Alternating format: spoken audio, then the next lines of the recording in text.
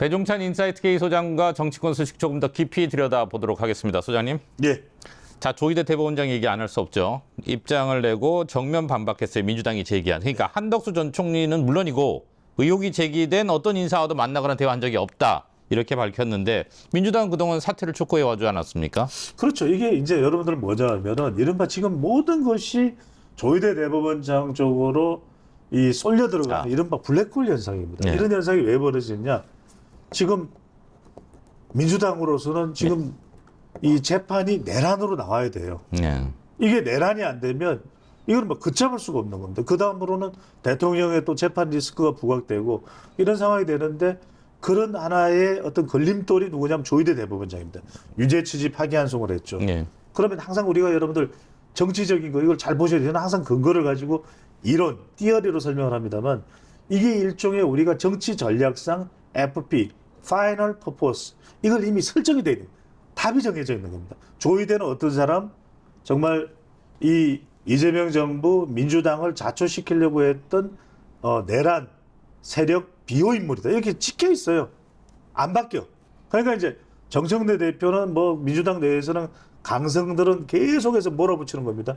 자, 그런데 여론이 안 좋죠. 이럴 때 여러분들 제일 중요한 게 뭐다? 두 가지. 파묘가 아니라 파몰이다. 이거 뭔지 아세요? 모르겠습니다. 파몰 전략. 네. 바로 상대방을 제거 대상을 파렴치, 모렴치로 만들어버리면 돼요. 그러니까 시도했던 게 뭡니까? 직위원 판사를 이른바 눈빵간 판사. 완전히 사람을 덕지덕지 낙인을 찍어버리는 거예요. 지금도 조희대 대법원장 설명을 여러분들 들어보세요. 이 내용이에요. 그러니까 조희대 대법원장이 탄핵 심판 선고 이후에 정상명 전 검찰총장 그리고 한덕수 전 총리 그리고 김건희 여사의 엄마인 최은순 씨의 최측근 김충식을 만났습니다. 그리고 이재명에 대해서 그때 만났던 조희대 대법원장이 알아서 처리할게요. 이랬다는 겁니다. 네. 근데 이런 게 어디에서 근거가 있나요? 그러니까 무슨 김충식을 알았던 사람이 제보를 했다는 여러분들 어떤 기시감이 떠오릅니까? 청남동 의혹 떠오르지 않습니까? 예. 무슨 대통령이 노래를 불렀네, 예. 술을 먹었네, 한동훈 당시 법무부 장관이 노래를 불렀네. 거짓인 게 다 밝혀졌잖아요. 예. 그런데도 지금 사람들은 안 믿는 사람들은 안 믿어요. 그 사실을. 그 진짜로 밝혀진 사실을 안 믿고 거짓 정보를 믿는단 말이에요. 예. 지금도 마찬가지예요. 지금도 뭐라고 얘기를 하냐면 민주당 일각에서는 아니다. 그게 안 만났다라는 증거가 있느냐. 제보가 들어갔지 않느냐. 서영교 의원이 지난 5월 달에 이 이야기를 먼저 했단 말이에요. 맞죠. 예. 그게 이게 전형적인 뭐냐면 그런 거예요. 황상현 앵커가 마음에 안 든다. 상상현 지사장이 마음에 안 든다. 그러면 말도 안 되는 거짓 정보를 흘려보고 이 사람을 파몰 그랬잖아요. 파렴치 파묘가 아니에요. 잘 들으세요. 파몰. 예. 파렴치 모렴치한 사람으로 만들어버려. 저 인간 제거해야 돼. 저 사람이 있어서는 안 돼. 그러니까 조희대 대법원장을 직위원 판사를 그런 사람으로 만들어보려는 전략이 아니겠는가. 이렇게 이제 인식을 할 수가 있는 거죠. 근데 이제 이게 앞으로 파장이 어떻게 보세요? 계속 아니 그러니까 제가 말씀드렸잖아요. 뭐라 그랬어요? 이게 안 듣네. 안 들으시네. 왜냐면 FP라고 그랬잖아요. Final Purpose. 이건 정치 전략이에요. 예. 제가 뭐 잘했다 못했다라 옳다 그러다는 말씀드린 게 이건 정치 전략적으로 민주당은 만약 이게 내란이 아니다라는 것이 잘못은 했어요. 정말 석고대죄할 그런 일을 저질렀어요. 하는데 내란은 아닙니다 하는 순간 아니야? 우리가 지난번에도 그랬잖아요. 박근혜 전 대통령에 대해서 적폐청산이라고 이야기를 했는데 박근혜 전 대통령이 무슨 집을 지을 돈이 있었습니까? 집을 살 돈이 있었습니까? 돈 없어. 네. 이게 무슨 아시잖아요. 말 3마리. 그 말 3마리를 박근혜 전 대통령이 받은 말이냐. 말이 안 되는 말이죠. 이런 상황이 벌어지니까 사람들이 뻥치는 거예요. 그런데 이게 이른바 나라는 정치 전략이에요. 미국의 트럼프 대통령도 계속해서 이야기를 하잖아요. 만약에 황상현 앵커가 엉뚱한 이야기를 한다 그러면 황상현 앵커를 막 몰아붙여버려요. 이게 정치 전략 기법에 나와 있는 거예요. 왜냐하면 그 사람을 논리적으로 공격하면 그거는 어려워지는 거니까 마치 이런 거죠. 황상현 앵커 말에 이전에도 쓸데없는 말도 안 되는 똥 같은 질문하더니 그런 질문을 하니까 이게 말이 안 되는 거. 이런 식으로. 이건 돌려가기 아니십니까? 이건 예를 드는 거죠. 그렇게 예를 드는 건데 이건 정치 전략상. 그러면 정치 전략으로 파이널 퍼포즈 FP가 정해져 있는 것은 바꾼다 안 바꾼다 달성될 때까지 안 바꿔요. 계속 간다. 그래서 지금 조이대 블랙홀에 완전히 정치권이 빠져 있는데 이건 여러분들이 이따가도 이야기를 하시겠지만 질문을 또 해야 되니까 예, 예. 제가 이까지만 할게요. 예, 예. 보통 이런 거 감각이 없는 사람은 예. 계속 이야기하거든요. 네. 근데 저는 감각이 있으니까 예. 딱 그만두잖아요. 여러분들이 이제 이런 감각이 있는 설명을 들으셨을 때는 예. 구독, 좋아요. 예. 빨리 우리 좀 구독자도 빨리 돌파하도록 우리 사랑하는 시청자분들 뿜뿜뿜 예. 해주세요. 자, 이제 권성동 국민의힘 얘기, 네. 국민의힘 의원 얘기 좀 해볼게요. 통일교 측으로부터 억대 불법 정치 자금을 받은 혐의로 구속됐습니다. 특검 수사 역사상 현역 의원이 구속된 건 처음인데요. 의미를 좀 보신다면요. 의미 둘 게 뭐 있습니까? 수사 받으면 되죠. 그럼 불체포 특권에 예. 숨지 않겠다라고 이야기를 했잖아요. 네. 그럼 혐의는 뭐냐면 바로 윤영호 전 통일교 세계본부장으로부터 1억 원을 받고 그 외에 추가적인 혐의도 있는 거 아니겠습니까? 예, 예. 이건 말 그대로 저는 그냥 수사 받으면 될 일이에요. 아, 법적으로 그냥. 엄정한 수사를 아니 그럼 어떻게 예. 하겠어요? 그럼 제가 이 내용을 갖다가 뭐 네. 그 현장에 제가 있었던 것도 아니고 그럼 뭐 유죄다 무죄다 무슨 제가 판사도 아니잖아요. 네, 예. 이건 말 그대로 그냥 엄정한 수사를 받으면 돼요. 그럼 네. 재판을 받으면 돼요. 그래서 지금 권성동 의원도 그 이야기를 하잖아요. 무슨 한국은행 감봉권 띠를 찍은 뭐 사진도 있던 중요한 것은 최종적인 재판이 정확한 증거에 의해서 물질적인 증거에 의해서 검찰들의 또 수사가 이루어질 것이고 그것에 의해서 어떤 판결을 받느냐 최종적인 그 부분을 보면 돼요. 자, 팩트는 그건데 어쨌든 권 의원 본인도 정치 탄압이 시작됐다고 표현했고 장동혁 대표도 야당 말살이라고 강력히 비판했습니다. 이 같은 주장은 어떻게 보세요? 이거는 다른 이야기예요. 예. 권성동 의원과 장동혁 대표 입장은 달라요. 예. 자, 장동혁 대표 입장에서 이거는 이제 야당 말살이고 그럼 장동혁 대표가 권성동 의원이 중진호 의원이고 아무리 뭐 권성동 의원과 의견이 일치하든 좋아하든 어떤 거 예. 이거는 뭐 정말 마땅한 일입니다. 이렇게 할 수는 없겠죠. 그렇게 할 수가 없죠. 예, 예, 예. 더군다나 지금 절대적인 위기 국면이에요. 예. 왜냐면 3대 특검까지 연장되고 몰리고 있죠. 지금 국민의힘은 사라져야 될 정당이라고 하고 있죠. 지금 조국혁신당의 조국 비대위원장은 지금 조국혁신당 코가 열잔데도 불구하고 그 이야기를 안 하고 하는 돌파구로 이미 탄핵 소추안까지도 조의대 대법원장에서는 조의대 없는 대법원을 만들겠습니다. 뭐 이런 이야기를 하고 있단 말이에요. 예. 이러니까 정말 그러면은 그런 상황에서 장동혁 대표가 가만히 있을 수 없죠.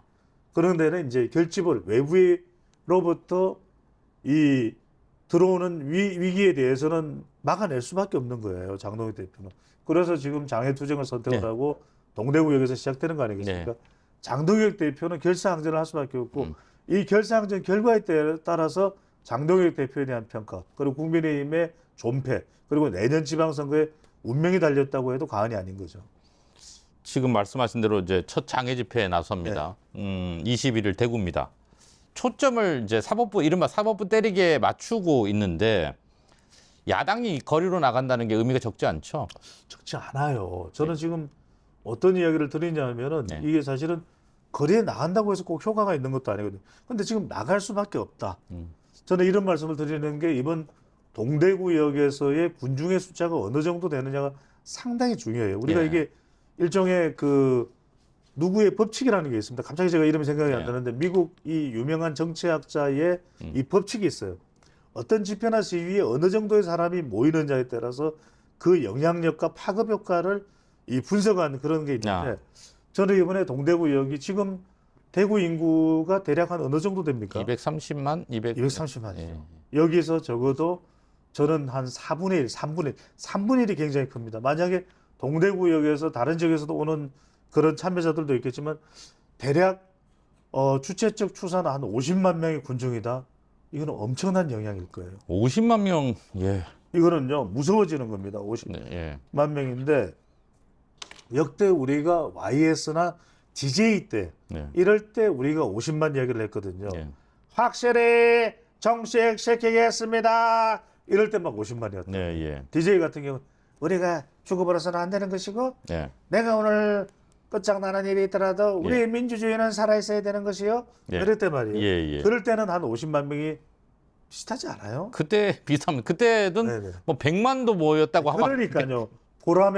보람의 공원에서 예. 정말 서울역 강정에서 막 예. 엄청난 인구가 모이는 거예요. 그래서 우리의 87년도 민주화가 온 겁니다. 네. 바로 그 힘을 통해서.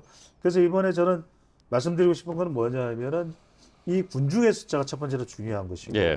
여러분들이 또 하나 그것이 이제 배경이 한 50만 명이 될 겁니다. 예. 또 하나의 기준은 저는 갑자기 이 현장에 전환길이 나타날 수도 있다. 지금 미국에 있지 않습니까? 미국에 있죠. 예. 그런데 한국에 있으면 어떻게 될지 모르겠다. 뭐 미국 망명설까지도 나왔던 예. 갑자기 동대구역이에요. 이건 뭐냐면 우리가 똑같은 맥락은 아닙니다만 지금 조희대 대법원장에 대한 사퇴와 탄핵 이야기 나면서 국면이 달라졌어요. 예. 이건 다른 이야기예요. 그러니까 내란에 저항하는 것이 아니라 사법부 침탈에 저항하는 그런 맥락이 될 수 있어요. 그러면은 전환길은 들어와서 나는 투사다. 조희대 대법원장이 사퇴하거나 탄핵 운운하는 것에 대해서 내 온몸으로 맡겠다. 나는 끌려가도 좋다. 이렇게 등장할 가능성을 저는 배제할 수 없다고 봐요. 지금 근데 당에서는 일단 이른바 아스팔트 우파와는 거리를 두려는 조치들이 있어요. 그러니까 단순히 군중의 숫자가 중요하다고 서로 판단할 텐데 그렇게 봤을 때는 이 거리를 두는 이 노력들은 어떻게 보세요? 아니 근데 예. 이런 질문은 다음에는 예. 뭐 해요. 다음에 하세요. 제가 또 너무 또 막 좀 거칠게 했더니 예. 우리 댓글에 보니까 예. 배추도사 그렇게 몰인정한 사람인지 몰랐다. 지금 보니까 항상의 랭크가 영웅이 돼버렸어요. 아니요, 제가 저는 멍청한 완전 악당이 됐어요. 아니요, 그렇지 않습니다. 빌런이 돼버렸어요. 아니 무슨 말씀을? 하여간 좋은 걸 자기가 가져갔어요. 아닙니다. 근데 이제 이게 어떤 이야기냐면 예. 생각을 해보세요. 예.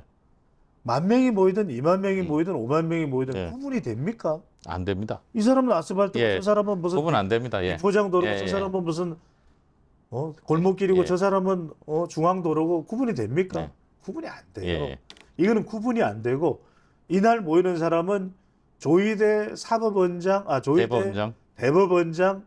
대법원장에 대한 이 민주당의 행태에 대해서 조국혁신당의 행태에 대해서 반대하는 사람들이 다 모이는 거예요. 예. 그러니까 이거는 이른바 아스팔트인지 비포장 도로인지 시골길인지 도시 도로인지 구분이 안 되는 겁니다. 예. 예. 그러니까 여기서 이제 장동혁 대표도 오르겠죠. 예. 오랜만에 이제 장동혁 대표가 그동안에 이제 목소리가 마늘과 쑥으로 부드러워졌거든요. 예. 근데 이날은 정말 피를 토할 것 같아요. 음. 양파가 나오고 정말 마가 나오고 이날은 대파가 나오고 정말 확 달라지겠죠. 그러니까 이제 이날 연설은 장동혁 대표의 연설은 저는 상당히 목소리가 높아질 것이다. 예. 조희대 대법원장을 몰아낸다면 그것은 사법부가 죽는 것입니다. 이 장동혁은 자시하지 않겠습니다. 이렇게 나올 가능성이 높지 않을까. 근데 말씀하신 대로 구분은 좀 똑같을 때는 막 예, 이렇게 박수를 치고 예. 기립박수를 해도 좋아요. 예, 알겠습니다. 근데 조금 이 박수 들어가는 그런 고림이 좀 들어가나요? 그럼요. 네네. 예, 그림 쭈루룩. 네네. 제가 대신 해드릴게요. 근데 이제 이 질문을 드린 이유가 이제 윤어게인이나 이런 그러니까 구분하기는 어렵겠지만 그런 지향점이 소위 왜곡되거나 오염되기를 원치 않는다는 의도가 있는 그건 거죠. 원치 않죠. 예. 원치 않으나 예, 구분하기는 어렵다. 지금 상황은 차단하기는 매우 어려워져 있다. 예, 알겠습니다. 자, 이재명 정부의 국정 과제 1호 개헌으로 확정됐습니다. 여기 이제 대통령 4년 연임제 그렇죠. 그리고 결선 투표제 도입이 들어 있는데 일단 개헌을 1호 국정 과제로 잡은 이유 어디에서 찾을 수 있을까요? 그건 왜냐하면 뭐 1호 국정 과제라기보다는 일단은 명분이 필요하거든요. 아, 그다음에 첫 번째 개헌이라는 것은 지난 대선 때 약속까지 하지 않았습니까? 그리고 또 하나는 뭐냐면 여야가 공감하는 것은 87년 직선제 개헌 이후에 너무 이게 오래된 시대를 반영하지 못하는 그런 헌법이에요. 그런 네. 만큼 명분을 위해서도 AI까지도 반영이 된 그런 주제까지도 반영이 된 개헌이 필요하다라는 것. 그래야 이제 여야 간의 공감대가 형성될 수 있고 일단은 지금과 같은 상황에서 탄핵 국면 이후에 이른바 내란 종식하는 데 있어서 개헌을 꺼내들 경우에는 국민들도 공감대가 높을 수밖에 없거든요. 그렇다면 그 주도권을 지는 건 누구냐? 이재명 정부와 네. 집권 여당일 수밖에. 여러모로 보더라도 일석이조, 일석삼조, 일석십조가 될 수 있다고 판단을 한 거죠.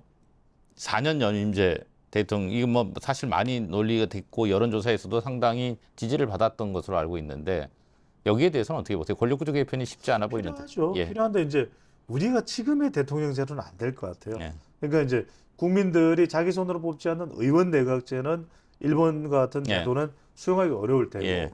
다만 미국과 같은 4년 중임제인데 그 내용들을 본다면 지금 트럼프 대통령은 만약 4년 연임제였다면 또 대통령이 못 되는 거였어요. 그렇죠. 예. 그런 점에서는 우리의 어떤 안정이나 이런 걸 봤을 때는 4년 연임제가 됐든 중임제가 됐든 빨리 그래서 이건 공론화가 돼야 돼요. 네. 예. 실제로 이제 그런 심도 깊은 논의를 하는 작업으로 들어간다면은 이건 이 진실을 믿을 수 있겠지만 진정성을 믿을 수 있겠지만 그런 게 안 들어가고 어느 날 갑자기 여권에 또 이재명 정부의 의도대로 뭔가를 했다면 이거 집권 장기화를 위한 어떤 꼼수 아닌가 이렇게 오해를 받을 수도 있기 때문에 정말 이건 어떤 특정 정권의 이익을 논할 일이 아닙니다. 정말 제대로 충분히 또 우리 TBC 같은 명품 방송을 통해서 검증이 돼야 될 것으로 보입니다. 그 말씀하신 대로 야당은 당장 그 논리를 들고 나왔어요. 장기 집권의 마지막 퍼즐이다. 장동익 대표가 이렇게 얘기를 했는데 지금 이 개헌 질문 드릴 때마다 제가 이 질문을 드렸던 그렇죠. 것 같은데 현실화 가능성 이번에는 좀 다를까요? 아니 그러니까 일단 예. 이전보다는 예. 많이 물이 들어왔어요. 예. 그런데 워낙 여야 간의 사이가 안 좋죠. 그렇잖아요. 극단적인. 우리가 사이가 좋아도 어떤 일이 될까 말까잖아요. 네, 네. 그렇잖아요. 그러니까 우리 시청자분들께 말씀드리고 싶은 것은 저하고 황상현 앵커는 예. 진짜 사이가 좋아요. 너무 사이가 좋아요. 그렇지 않아요? 아 그럼요. 대답 좀 제대로 하세요. 네, 그럼요. 근데 이제 지금은 여야 간의 사이가 네. 원수지간보다도 더 못한 관계죠. 그렇죠, 그렇죠. 그러니까 이게 단기적으로 삐그덕 되면서 제대로 될 일은 없다. 네. 물론 이제 해야 된다라는 그런 명분과 의지는 다른 어떤 때보다는 높아졌어요. 네. 그런 점에서는 좋은 점인데 당장 우리가 생각하는 착착착착 손발이 맞으면서 되는 광경을 보기는 어려울 것이다라는 말씀이죠. 그러니까 극단적으로 어떻게까지 얘기가 나오냐면 이재명 대통령한테 적용이 되느냐 안 되느냐 뭐 이런 얘기까지 나오잖아요. 현행법상으로는 안 되는 거잖아요. 아니 말이 안 되죠. 그러니까요. 예. 현재 대통령이 그거는 진짜 말 그대로 네. 많은 국민들이 우려하고 민주주의 제도의 위기가 되는 거예요. 만약에 그렇게 된다면 예. 보수 정당에서는 정말 결사항전일 거예요. 그러면 네. 나라 꼴이 엉망이 되는 겁니다. 그리고 이미 이재명 대통령은 5년 임기를 보장을 받은 거잖아요. 그렇죠. 헌법에 의해서. 예. 그런데 헌법을 고쳤는데 예. 또 그것을 소급 적용해서 예. 또 한 번 임기를 더 누릴 수가 있다. 그건 아니죠. 예, 알겠습니다. 그 정도 하고요.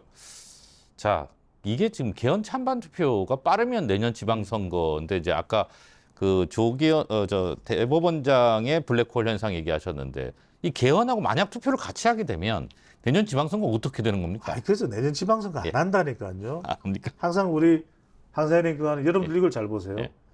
정치적인 손익을 계산을 하는 거예요. 예. 항상 보면 대차대조표죠. 근데 이때 했을 때 지금 주도권을 쥐고 있는 건 누구예요? 아직까지는 내란 종식 냄새로 가야지. 예. 근데 국밥집의 냄새가 다른 새우튀김 냄새가 난다. 그럼 안 될 일이야. 국밥집은 국밥 냄새로 흥건해야 돼요. 예. 흥건해야 돼.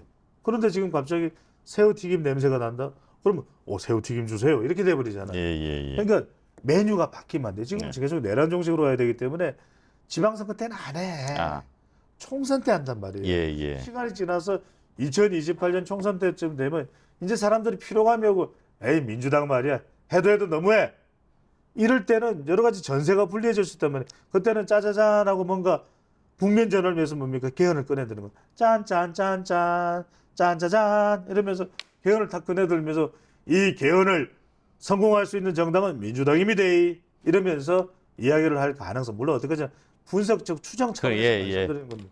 그렇게 이건 정치적인 손익, 베네피트, 그다음에 마이너스 플러스 이 계산을 하게 되는 거예요. 이거는 정치 교과서에도 선거 전략 교과서에도 공학 교과서에도 다 나와 있는 겁니다. 뭐 전 잘 모르지만 이전 정부도 비슷한 형태를 했었죠. 그럼요. 예, 알겠습니다. 끝으로 이제 희망적인 얘기도 좀 해야 돼서 제가 질문을 네네. 드리는데 이제 극한 대치 속에 민생 경제 협의체 첫 회의가 이제 내일 열립니다. 예. 뭐 기대를 하긴 힘들겠지만 그 자체로도 의미를 좀 둬야 하지 않을까요? 그렇죠. 저는 뭐냐면 예. 이게 이른바 싸울 땐 싸우더라도 일을 해야 될 때는 일을 하는 겁니다. 그러니까 이게 중요합니다. 참 지금의 진영 간 대결은 서로 싸우기만 싸워요. 참 답답하다는 거예요. 예. 정말 국민들을 위해서는 정치적으로 싸우더라도 일을 해야 될 때는 멋들어지게 정말 국민의 대표 기관 아닌가. 정말 밤을 새면서 정말 그 침대에 이 전투 침대에 딱 누워가지고 아 말이야 이러면서 이게 영화 여러분들 미국 영화 스미스 씨 워싱턴에 가다 아하. 미스터 스미스 go to 워싱턴 뭐 이걸 여러분- 오래된 영화인데요. 오래된 예, 영화인데 예, 워싱턴 예, DC. 저도 봤습니다. 예, 그 영화를 보면 예, 이 정말 정치인의 패기 예, 정치인의 꿈 예, 우리 항상의 랭커가 영화를 봤다면 이야기 예. 끝난 거예요. 예, 그러면 이걸 통해서 이 국회의 모습을 또 정치인의 모습을 또 국민의 대표기관의 모습을 보여줘야 되는 것이거든요. 네, 그러니까 민생협의체가 성공하기 위해서는 정말 중요한 것은 여기에 이념적 요소는 배제하라. 네, 두 번째, 정말 실천적인 요소만 투입을 하라. 네, 그 다음에 한 발 한 발 양보하라. 네, 이게 중요한 겁니다. 지금 노란봉투법 네. 엉망진창이 되기 일보 직전이죠.